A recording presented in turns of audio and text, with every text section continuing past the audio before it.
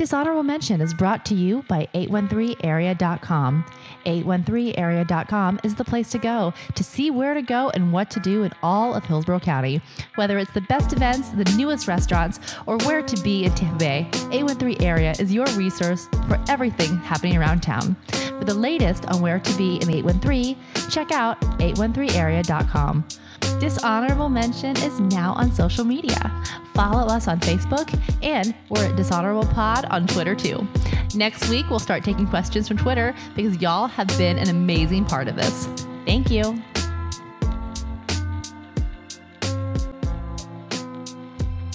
Welcome to another episode of Dishonorable Mention. Joining us, as always, communication specialist Dr. Carla Mastracchio, community activist Becca Teeter, State Representative Chris Latvala, and I am Ernest Hooper of the Tampa Bay Times. And folks, today I want to talk about our very special trip to Tallahassee and some of the people we got a chance to meet. And, you know, you can share your impressions of the legislators who were kind enough to come in and talk to us. Let's start with Anna Eskamani. What did you guys think of her? Well, I went in a super fan, and I didn't think it was possible, but I think I left a bigger fan. So, I mean, yes, our ideology is very similar, but she's just so warm. She clearly has built great relationships across the aisle, which is critical. And she's passionate about the work she's doing. I'm all in. All in for Anna. Yeah, she struck me as someone who, as I like to say, has a ticket to ride.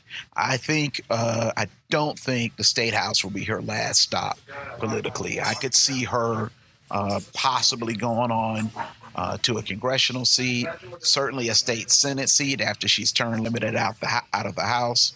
I'm assuming that she will win re-election. She seems to be pretty popular in her district. And like you said, there's an energy, a genuineness, and she has a great story being the daughter of Iranian immigrants. What did you think, Carla? Yeah, I thought she's great. I mean, I think she has a great vibe. I really enjoy her story. I think she's pretty passionate, and she seems like an overall really cool person. So. And Chris, I don't know if you are allowed to say nice things about Democrats. Is that part of your Republican contract, your blood compact that you make? Well, I have known Anna for a few years prior to her running and serving in the House. She was a lobbyist for Planned Parenthood, so I knew her in that capacity. And, she's always been, a caring, wonderful person. But as a legislator, and even though we didn't agree with anything, we still, developed a friendship before she got elected. But now that she is elected, I nicknamed her AOC, even though I think she is a whole lot smarter than Alexandria Ocasio-Cortez. But Anna does her homework. She's very prepared. She's hardworking. And, overall, she is an effective legislator for a liberal freshman Democrat. She's developed friendships with people across the aisle. I could probably count on, both hands a number of times that we agreed with each other on contentious bills. But she's effective and she's hardworking and the story that she has of, being the daughter of Iranian immigrants. When she was 12 or 13, her mom died. And, there are a lot of people that are in politics, that kind of have a hand up, whether it's family connections or business connections.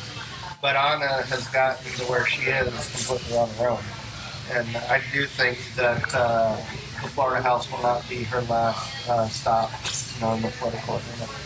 Well, when Anna met with us, one of the things she talked about was appearing on the cover of Time magazine and how she found out about it. Let's listen to a little bit of that. So what was the emotion when you saw your picture on the cover of Time magazine?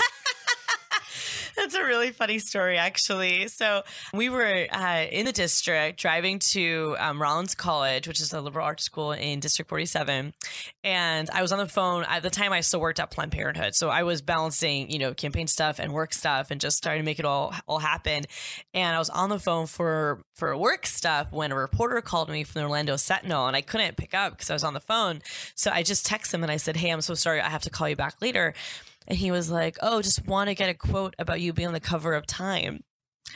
And I looked at this and I read it like 3 times and I was like, LOL, what? and then he was like, what? Question mark. I was like, I don't know what you're talking about.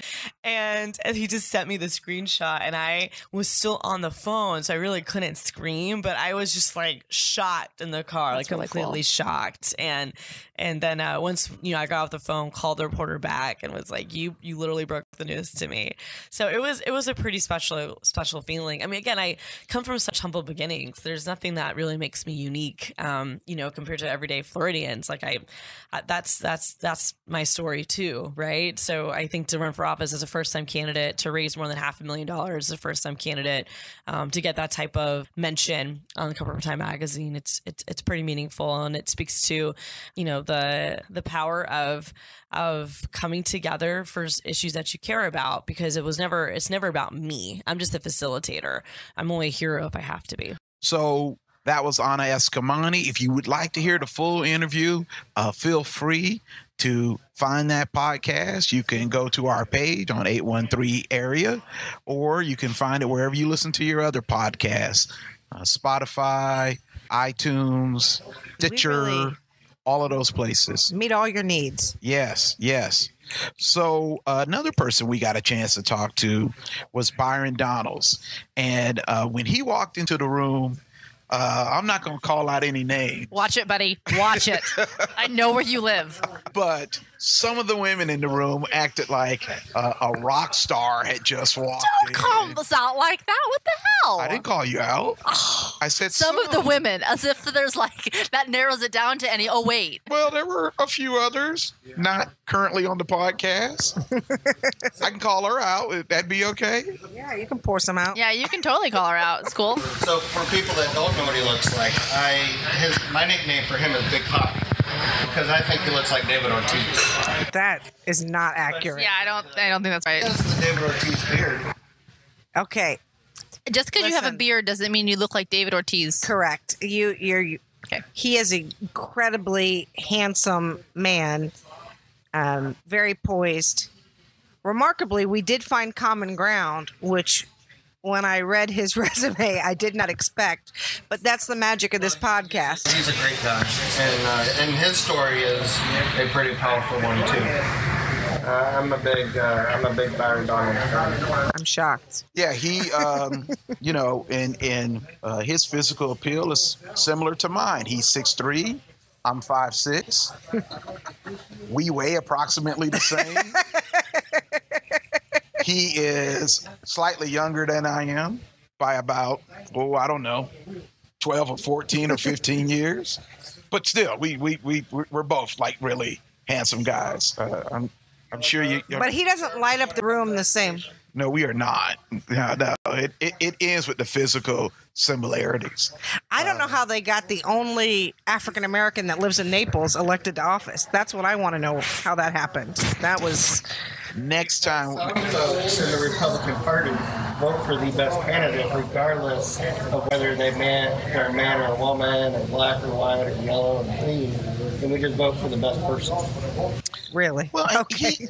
he actually alluded a little bit to that by saying, with so many transplants in the Naples area, there's not this concentration of, I guess he didn't use this phrase, but I'll use it, good old boy power, that because there's so many people who've come from different areas, they might be a little more receptive to sharing the power and opening the doors for someone like Byron Donalds.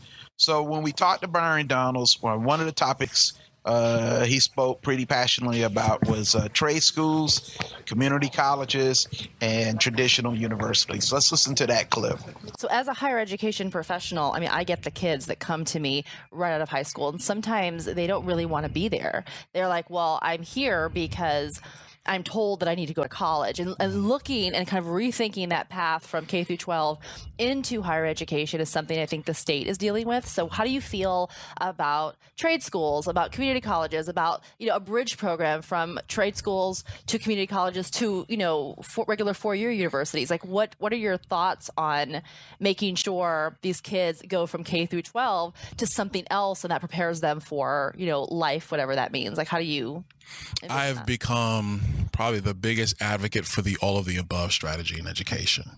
I'm 40 now, so I was part of that generation where we were told you had to go to college to be successful. And then half of the people that I went to college with went and did something else with their lives after they graduated from college.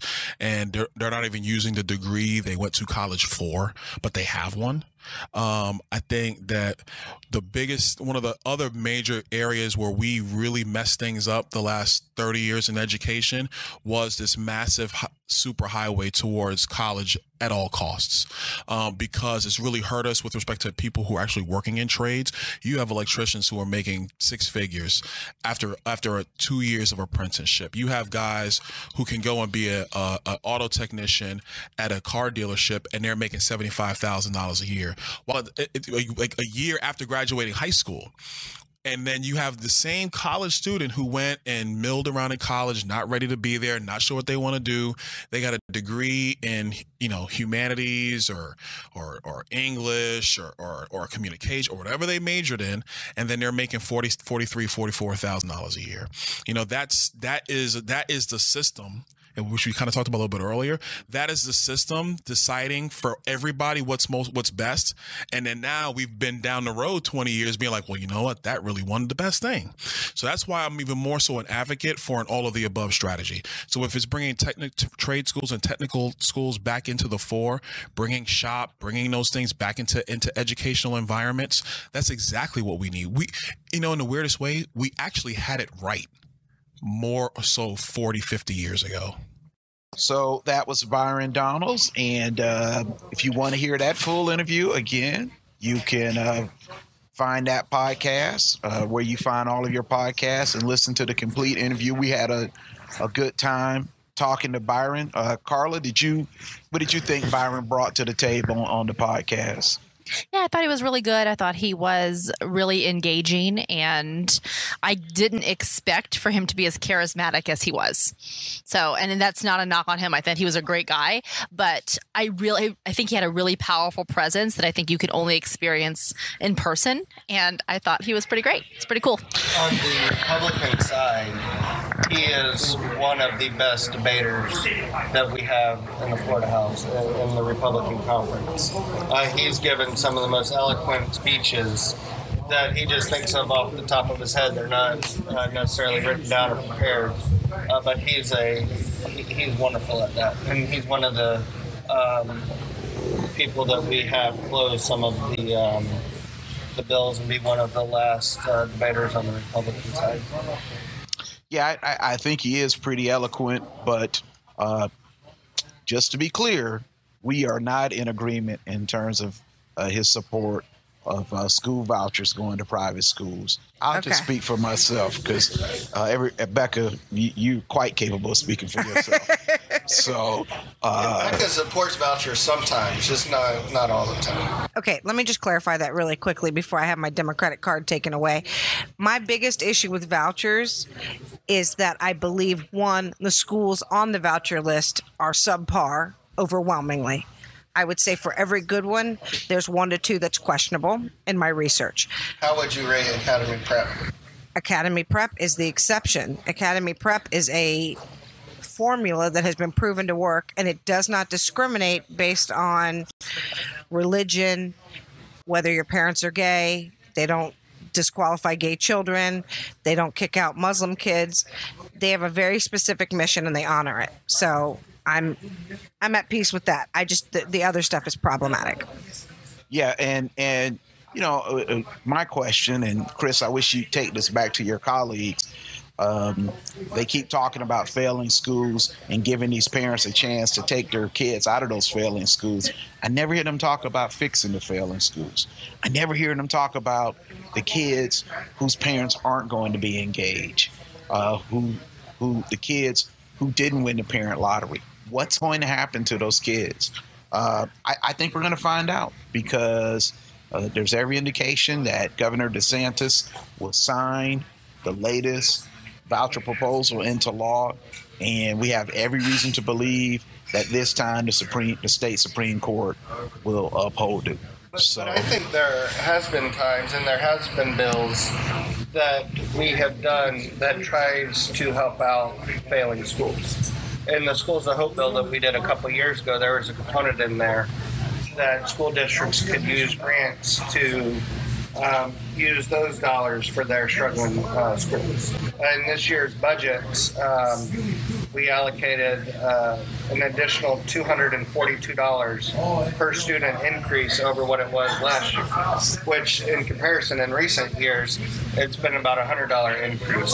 So that's more than double what it usually is. And one of the more important things that we did in this year's budget that will help school districts and help traditional public schools is in the base student allocation, there was an increase of a little more than $75, which equates to $364 million increase over what it was last year that goes directly to school districts that they can spend discretionarily. And so they can use that dollars for whether it's salary increases, hiring new people, school hardening, whatever they want to do.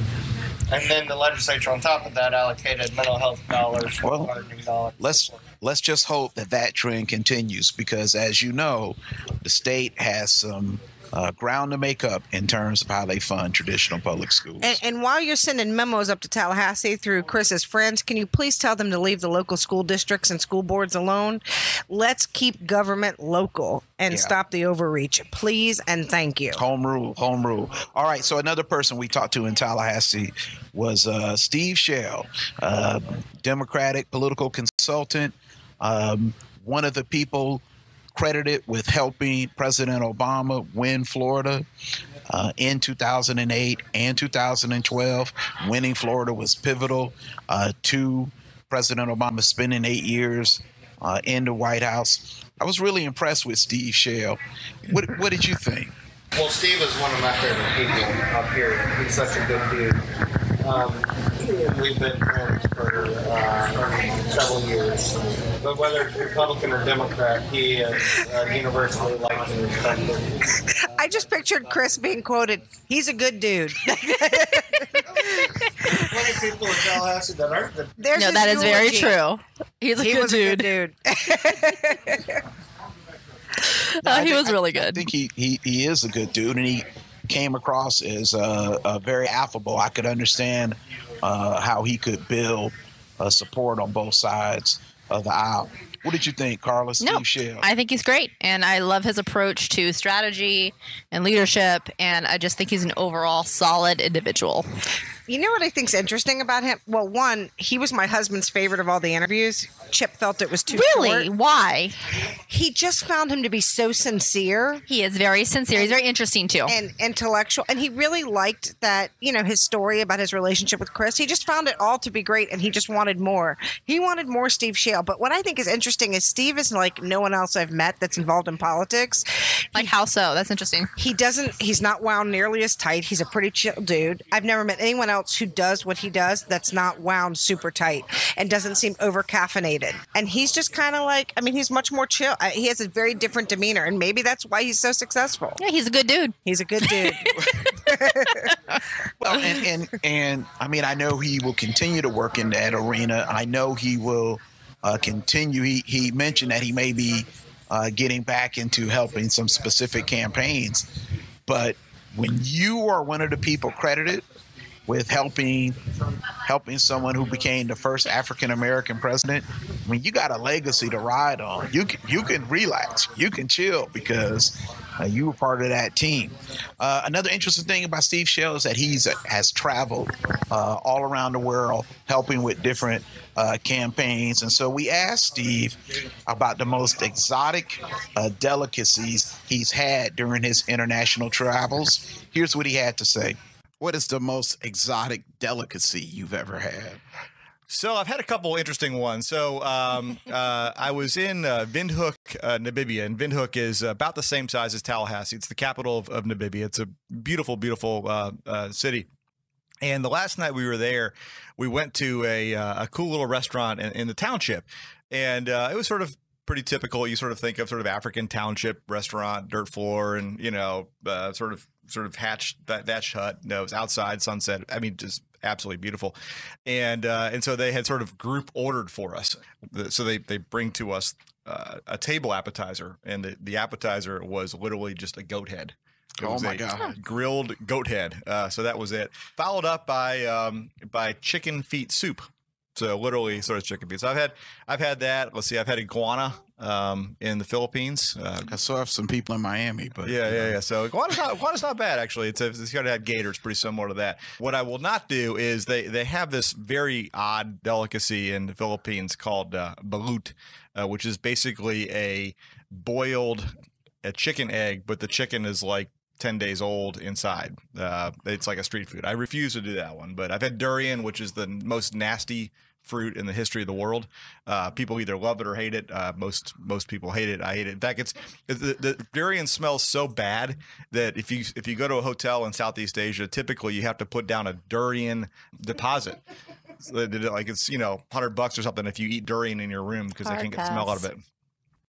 Now, the interesting thing is that after Steve gave us that comment and met with us, he sent out some pictures. Those were horrifying. Of some of the things he referred to. That goat's head? Yes. That gave me nightmares. Wow. That was so scary. We have bipartisan support for censorship of those photos. That was Stephen King classic, man. Carla's like so hardcore. She's like, meh, no big deal. Like, nah, I've seen worse. I have seen worse. Have you had goat head, Carla? No desire. Yeah. The teeth were so profound. The teeth were. It was a little aggressive. It was a little aggressive. Chris, try to find a local restaurant that has goat head. Or it could not. Good. Good. I'm good. What's the most exotic thing you ever had during your travels? Oh wow.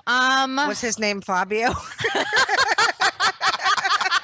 It was Enrique. I'm just kidding. Exotic, not erotic, but continue. Not mutually exclusive. I don't want to like fetishize the other, and I'm also Spanish, so whatever. Anyway, so I don't know. I think I'm a pretty exotic eater anyway, like in terms of being a foodie. So I can't really tell you what I've had that is more exotic than something else, Like, I don't know. I've had tongue. I've had rattlesnake. Oh, my God. Oh, that's funny. Somebody get me a fishing pole so I can reel this podcast back in. Oh, gosh. No, but I was going to say I had cow tongue in New York at a place called Lou Child's. Okay, you guys. It was really good. Yeah, tongue My is family grew up on that good. stuff. Yeah, but you don't like anything with a face. So I feel I like don't your eat any palate is limited. But I mean, like, Yeah. Jews grew up eating that stuff, so that's not exotic to me. Yeah, it's not exotic to me either. That's Saturday afternoon. I'm just trying to think of just random people, like regular people. Chris What says would be the most exotic to thing them? he ever had was the cheeseburger at the Varsity in Atlanta. Yeah, actually, I have had the cheeseburger at the Martin, and they have good French fries too. Yes, But as you can tell by looking at me, I don't discriminate when it comes to eating. So you're saying you accept any food sponsors for the podcast? I want to go get a sad meal from Burger King because I think that was the most brilliant marketing, and it's perfect for Gen X. It's made for Gen X, by Gen Xers, for Gen Xers. Let's get some Burger King. Is that like the black bun and No, it's like basically sad meals. And it's like one is called SAD stands for Standard American Diet. No, it doesn't. Yes, it does. No, it's actually a sad meal. Like it's your SAD? Yes, that's what's so funny about it. Oh, I thought you were saying they were giving a shout out to the Standard No, they were American throwing Diet. shade on McDonald's. That's why it was so funny. Why would somebody want a sad meal? Because we're not happy people all the time. We're Gen Xers. We embrace our unhappiness. I have no idea what you're talking If you listen about. to the songs on the top 40 charts today, We're not happy people. sad music. And it's But that's okay. not Gen X people. Yeah. No, Oh. it is. It's still- Yeah. We know things are not great, and we're okay with I it. think President Obama got us started on that. But anyway, Hashtag Yeah, he's like doesn't the get credit one he deserves. optimistic Gen Xer. Like whatever, dude. hey, speaking of Gen Xers and millennials, we got a chance to talk to Josie Tomko She was awesome. during our stay in Tallahassee. She is the youngest person in the state legislature. She was just elected last year, and she's, correct me if I'm wrong, 23 years old, right? Yes. Yeah, she's 23, From going on Polk like 50. County, She's and, amazing. She's one of my favorite people. Yeah, Carla, you really like talking to Josie. yeah, she's pretty cool. Yeah, tell me a little bit about. She's really smart. Again, I love her energy, and I think that I don't know, not a huge fan of millennials in general, but like she's pretty solid. Like kids are gonna be all right.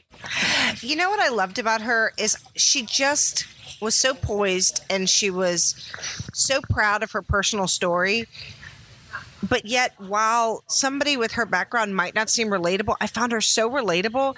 And I loved going home and talking to my son about her and saying, look, you're closer in age to her than she is to me. And, you know, my takeaway from the interview with her was don't put off till tomorrow what you can do today. Yes, yes. I meet with a lot of student groups, whether it's high school or college, and I always use her as an example of, you know, in 4 years you've been sitting in the House of Representatives.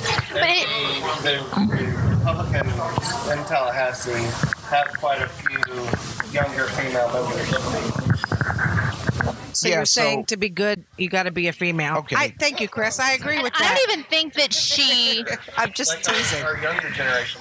But I think since we all like the people that we had this year, next year I'm going to invite some of the people I don't like. So then y'all can meet some of the jerks and idiots. Yeah, you probably should save that for never because then they're never going to come on. Now, yeah, whoever you Yeah, bring wait. in there is going to be like, wait, am I one of those? Although I think whoever killed Jordan's Bill will happily sit down and talk about why they don't care about the children of Florida. I'd like to pose that question. Probably the kids that they get paid to get out. Ouch. Preach. Preach. Chris Latvala spilling the tea right here, So- right now. Speaking of spilling the tea, You know, Josie came in and said, which is one of my favorite expressions, people playing and God laughs. So she instantly made a connection with me with that because I'm always saying that.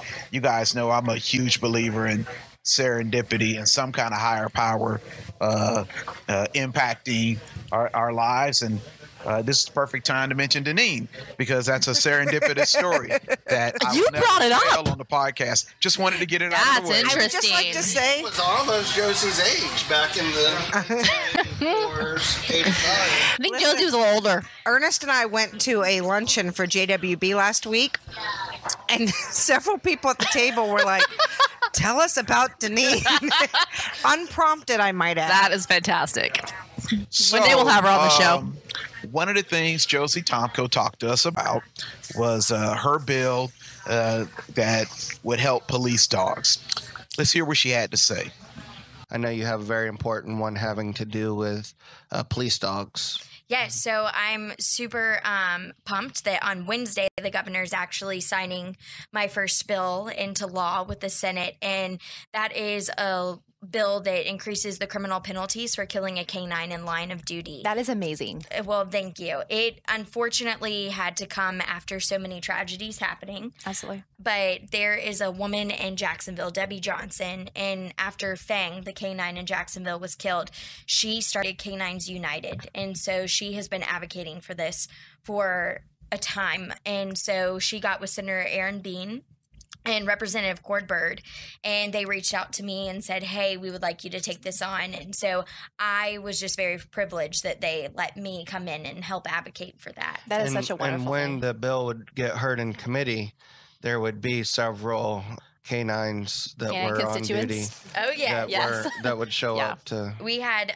St. Pete. They sent a unit over, Lakeland Police Department, our Polk County Sheriff's Office, Auburndale, Leon County. We had a number of officers coming up, and we loved when the canines came in because I think they made the bill pass through. Of course. Anytime you bring 4 legs in, I think the entire room is going to be like, whatever you want. Absolutely. We'll just give you whatever you want. So do you have a favorite canine that came in? I don't think I have a favorite, but Tater was a part of my first bill presentation, and he was a hoot, so we liked having him. He actually stood beside me when I presented my bill, so I felt very safe and secure. All right. That was Josie Tomko. And once again, you can catch that entire podcast if you just go to where you find your podcast, Stitcher, Spotify, iTunes, as well as 813 area, and you can hear everything she had to say. And maybe give us a review and a comment. That would be awesome. Yes, and give us those 5 stars. We need that. We need that in a big way. If you're a fan of Dishonorable Mention, make sure to also check out Ralph the Lawyer podcast here on the 813 Area Podcast Network. Starring a second-generation Tampa attorney, Ralph Guido makes the law easy and accessible for people, as well as anything but boring.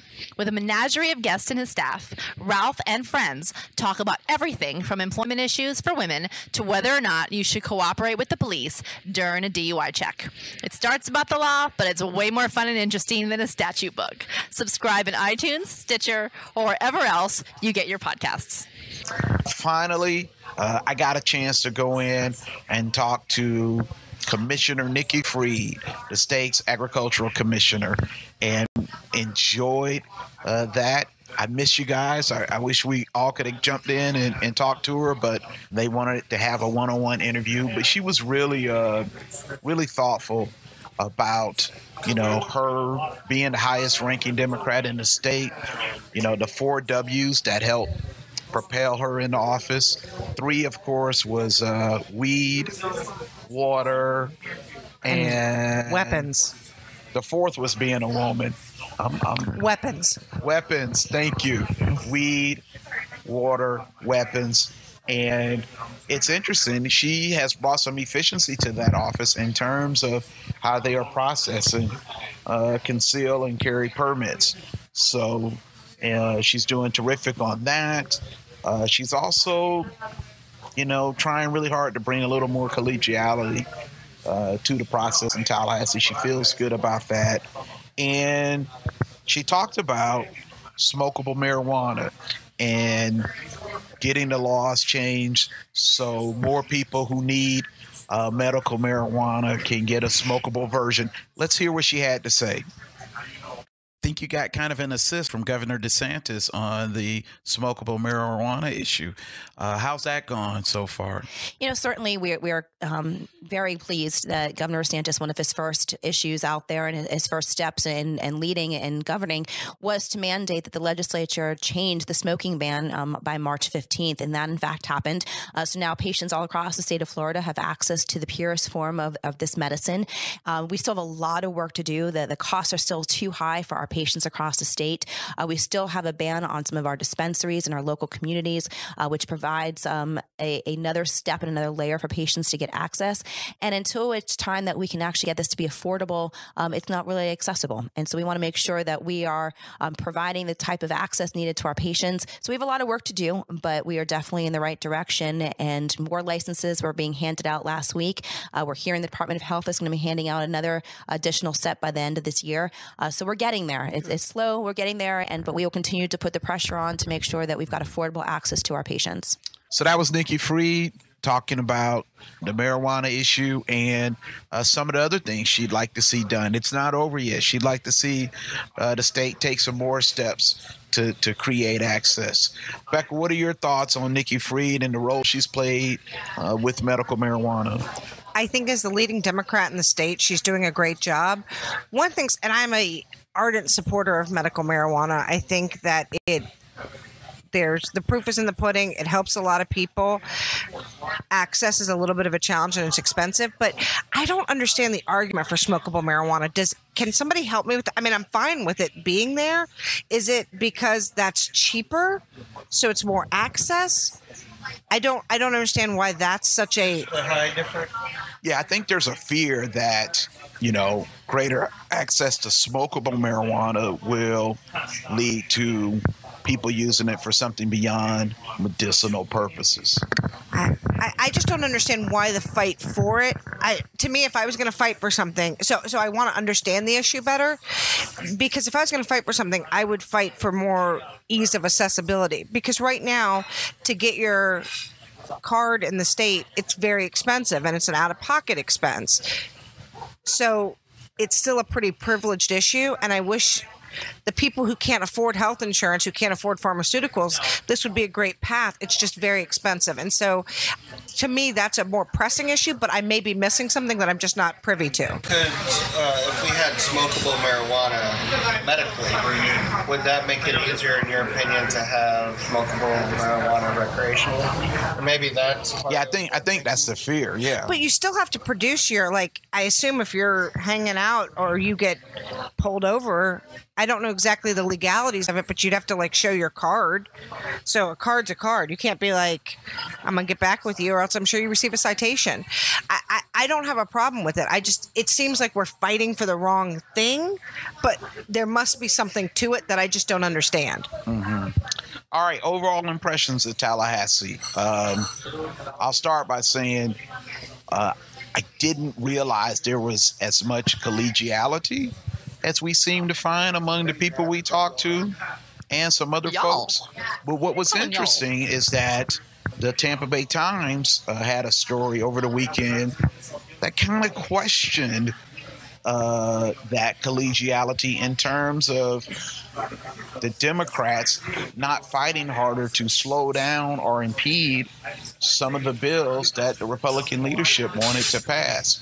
So I wanted to ask you, Chris, what do you think? Do you think the Democrats were with the numbers that currently exist in Tallahassee, how much can they do? Exactly. So they could do some procedural moves that Republicans may not be able to stop, but then that kind of hurts them as well. I know for a fact that there were items in the budget that Democrats sponsored. And there were some Democratic bills that passed. And so, if you start playing procedural games, sometimes in retaliation, the majority party will just say, fine, we're not hearing any minority bills or bills from the minority party. In the House, the numbers are such that, Democrats can't really stop anything. In the Senate, the numbers are 23 Republicans and 17 Democrats. So there's, more room there for Democrats to kind of stop things and stop bills that they don't like, as long as they have 3 Republicans that join them. Yeah, one of the things they mentioned was that they could have tacked on amendments to the bills to impede their progress. Well, and they tried to, and the Republicans voted down a lot of those amendments. One of the things that happened previous is that if the minority party had a good bill, and this works when both Republicans and Democrats are in the majority. When the minority party has a good bill, the majority party will just tack that on as an amendment to one of their own bills, so they get the credit and so forth. So that kind of happens both ways, but that's just part of the consequence of being in the minority party compared to the majority party. When Democrats controlled Tallahassee and controlled the House, it was the Republicans that didn't have the good parking spots or the good office assignments or the chairmanships, and they sat in the back of the chair. And so it's just the cycle of where we're at. That's my biggest takeaway from my experience of getting to know a lot of elected officials well and working with Chris and being in Tallahassee, all those things, is that I don't want a majority party or I want a very slim majority. I'm a very passionate Democrat, but I don't think runaway power is good for anybody, and I would like more balance in the chambers. I think that we would be a better state if we were forced to govern and couldn't hold people hostage. Yeah, and that was one of the things that concerned me about this session. Some of the power grabs, some of the attempts to make it more difficult to get a constitutional amendment proposal on the ballot, some of the laws that are going to take power away from cities and counties. I mean, that's not what, I always hear about what our constitutional forefathers intended. And that's usually an argument that comes from folks in the Tea Party, folks on the right side. But I have to say, I don't think our state constitutional forefathers intended for so much power to be consolidated in the House and Senate and in Tallahassee. Carla, what was your impressions of Tallahassee? Oh, I mean, I agree with Chris, and I guess I don't want to say agree with, but I guess I understand where Chris is coming from, because I mean, I guess I already knew / understand that there's a lot of kind of deals made, and deals in a good way, made, and a lot of compromise and a lot of co-sponsorship on bills across both parties. And I also believe change happens at the local level. So people have a lot more to lose, I think, in a lot of ways than at the national level, because you don't have to deal with that kind of national, international narrative kind of sitting on top of things. So I'm happy to meet as many people as I can, and I'm happy to take part in the process as, whatever little part I have to be a good citizen of the state of Florida. And it was pretty cool. So I'm glad to be back in Tallahassee. So as a communication specialist, is there a certain way Democrats can communicate with Republicans to gain more control or get more of their bills passed? At the national level? At the state level. Is it better to be friendly, collegial? Yeah. Or should they be? No, I think it's better to be collegial and friendly. I think at all levels it's better to be collegial and friendly. And right now I think the Democrats in Washington aren't being collegial or friendly or strategic. So you got to hit 2 out of 3. I'll give you all a perfect example. On Anna Escamani's Twitter, she posted pictures with some Republican colleagues towards the end of session. And some of the people were giving her grief for doing that. You can't get more Democratic and more liberal in the Florida House than Anna Escamani. Some of her colleagues, I think, are trying to, but there's only one Anna Escamani. Yeah, no, I think that's a really good point. Chris, I don't think Anna Escamani should be criticized for posing in photos with Republicans. We know where she stands. We know where she believes, and we know where those Republicans stand. So let's, I think there's too much of that, I don't know, for lack of a better term, gotcha politics. There's too much people of trying to prove who's a true Democrat, who's a true Republican. Well, let's prove who cares about people. Let's try to go out and prove who's putting people first, and instead of their own objectives. That's what's most important. I think the whole political purity thing has gotten too extreme. I think we have to remember, if we want to elect humans, nobody's perfect. And I don't think it's a misstep at all that Representative Escamani has built relationships across the aisle. I think it's both smart, it's shrewd, and it's the right thing to do.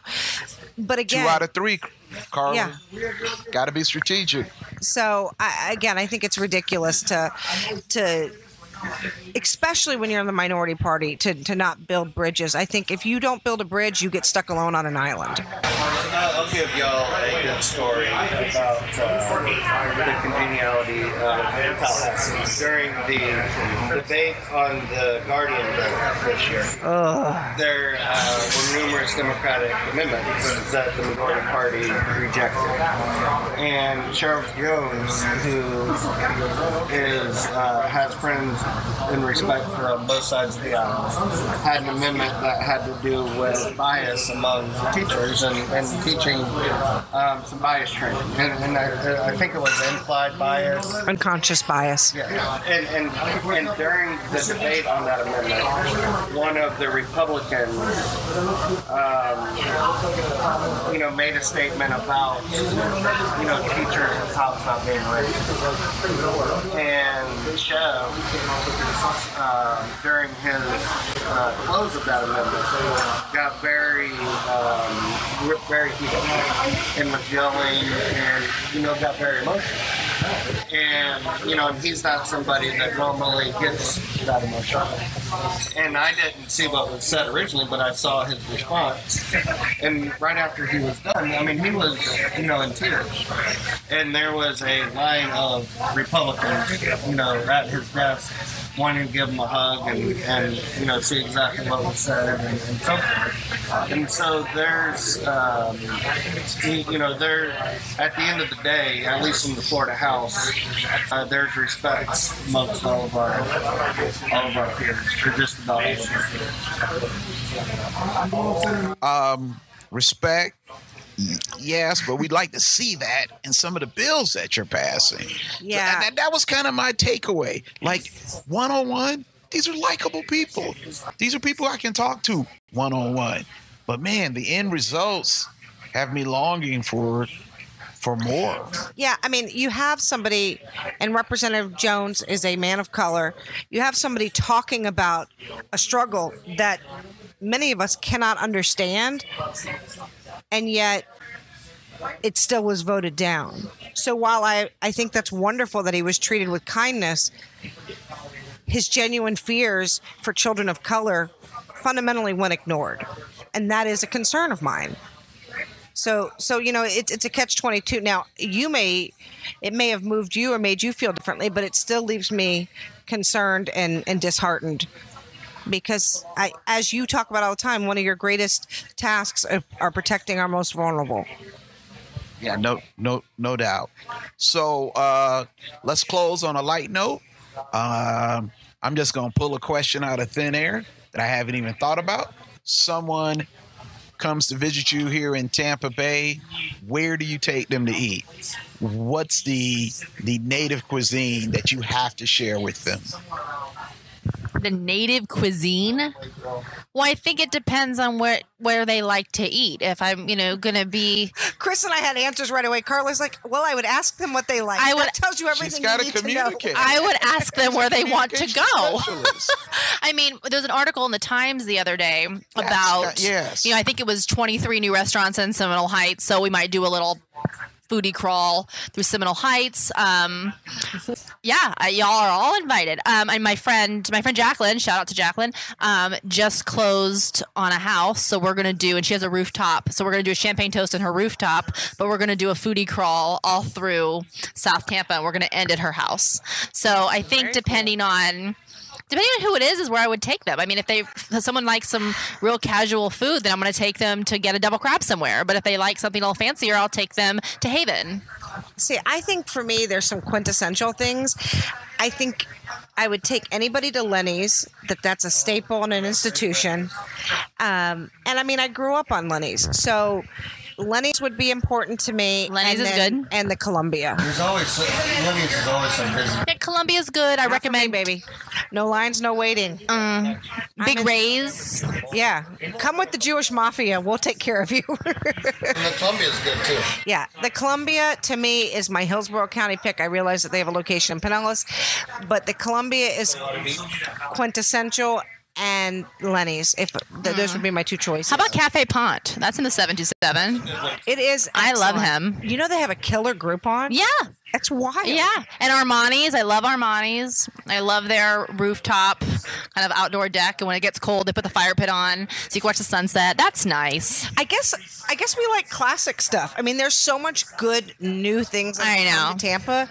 But we're purists. I know. We really are. I think so. And Elizabeth, who's our new social trending producer at the Times, put together a story of cult foods we know and love. And at the top of the list, the Publix sub. Oh, I love the pub sub. My husband didn't know that. He doesn't listen to the podcast, so it's fine. But he didn't know a pub sub was a thing, and he got me. I asked him, "Can you go get me a pub sub?" You know what he brought back? He brought back one of those sad pre-made, stupid sandwiches that are gross. I was a little upset, and he was like, "Well, it was a sandwich and it was at Publix," and I said, "No, that's not a pub sub." And then I explained it to him, and he's like, "Oh, I didn't realize that was a thing." And I was like, "I cannot believe we're married." Yeah, so the chicken tender, Love you, babe. The chicken tender sub, very high on the list. That's awful. It's amazing. It's the greatest thing. It's basically fritters, Cuban sandwich, Yeah. key lime pie. Winning Key Lime Pie is located in Clearwater. I thought it was Mike's Pies. Sunset Grill. No, she's won like 3 years. This at Sunset. On Sunset Point. Interesting. And I will Carla, have to go here's there. one you would like: the Dole Whip served at Disney.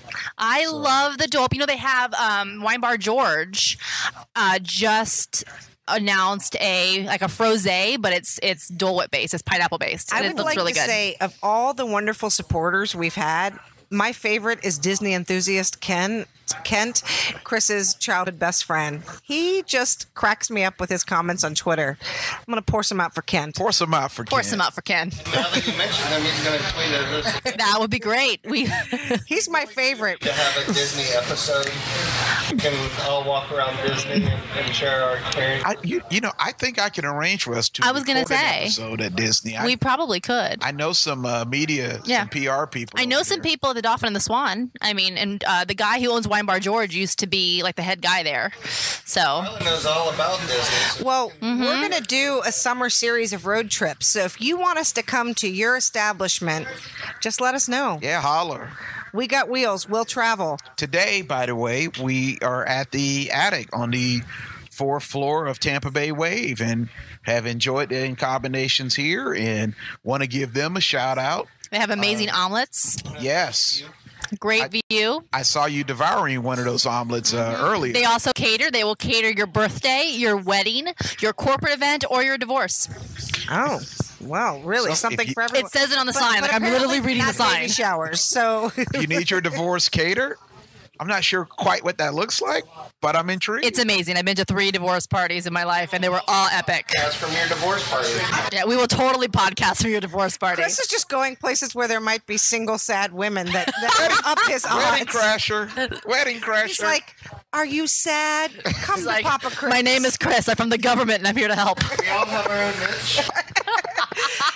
Chris Latvala for the people. That's the other one. You can't say that. That's copyrighted. Oh. Yeah, take that back. That was Becca T. It's Kamala Harris's thing. No, it's.